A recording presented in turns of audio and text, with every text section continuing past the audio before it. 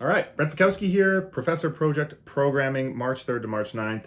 Wanted to dive into a couple of workouts from this week and then just talk generally about some competition mindset stuff that I think could be pertinent to a lot of you out there. So first, I did the training this morning actually, which was I did some workouts from Monday and that barbell cycling stuff.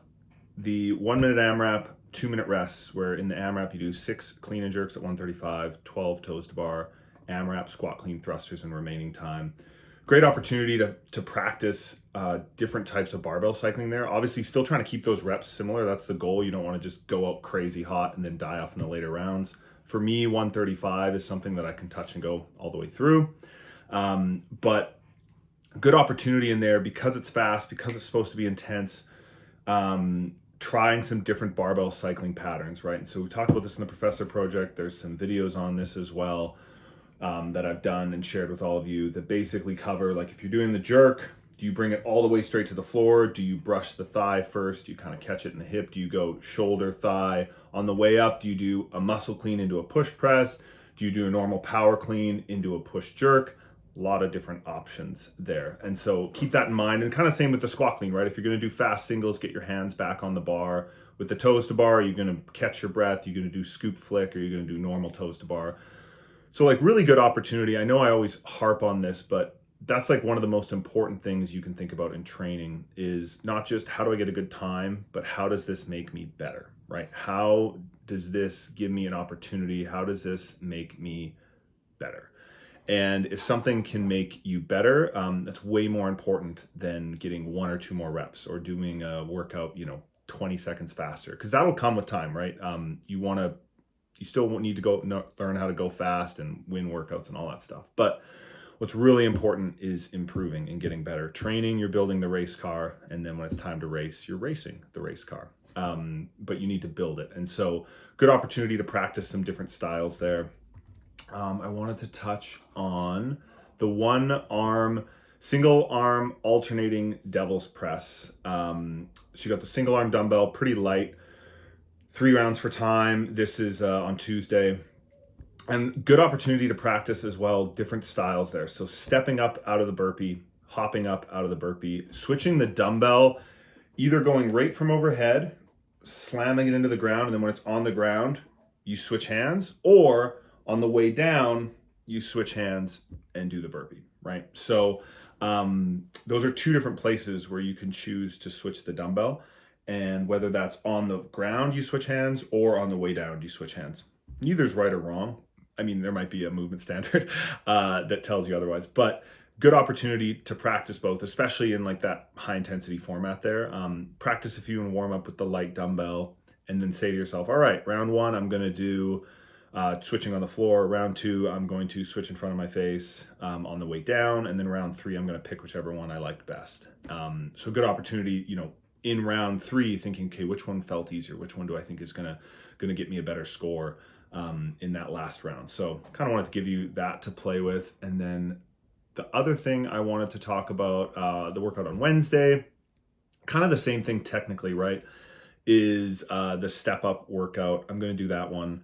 And what I'm thinking about going into that is having like a consistent pace on the row each time, right? So same pace on the row, kind of setting that in stone, saying like, Brent, no matter how much things hurt, you're going to hold that pace. Maybe it's a little faster than I'd like. Maybe it's a little slower than you usually would, but like try to set that first. Whether it's like right down the middle, like this is what's probably just like a smart pace. Maybe it's a little slower so you can push the pace in your transitions, push the pace on those step ups and kipping handstand push-ups, or maybe it's a little faster. I know for a while, the last year I was competing, what I would often do is I'd find myself picking the same rowing pace all the time, or ski pace, or echo bike pace. Like I'd get on the rower and I'd go at like 1250 to 1300 calories per hour. And that was just like the pace I would hold in a workout like this. And a lot of workouts that lasted for like 7 to 20 minutes. The calories were 10 to 30 calories. I would just always settle into 1250 calories per hour, which in a lot of cases, in a lot of workouts at competitions, that's a perfectly suitable pace to row. And even to ski, I'd ski a little slower. But there's some situations where, you know, you need to be able to put out a little bit more power, and that's something I would struggle with, was really pushing hard into the rower to, you know, rev it up to 1400, 1500 when I was tired. And so in a workout like this, I would sometimes make the commitment, like, hey, even if your transitions slow down, even if you have to break up the handstand push-ups in 2 sets, you're going to row harder. So you start rowing hard, 1500, and then you just hold that the whole time. No matter how much it hurts, you hold it and you recover everywhere else. So something to keep in mind there. I would think about typically what would you do in this workout, and then typically do you find yourself starting too fast, starting too slow, starting just right, whatever that is. Only you're going to know that.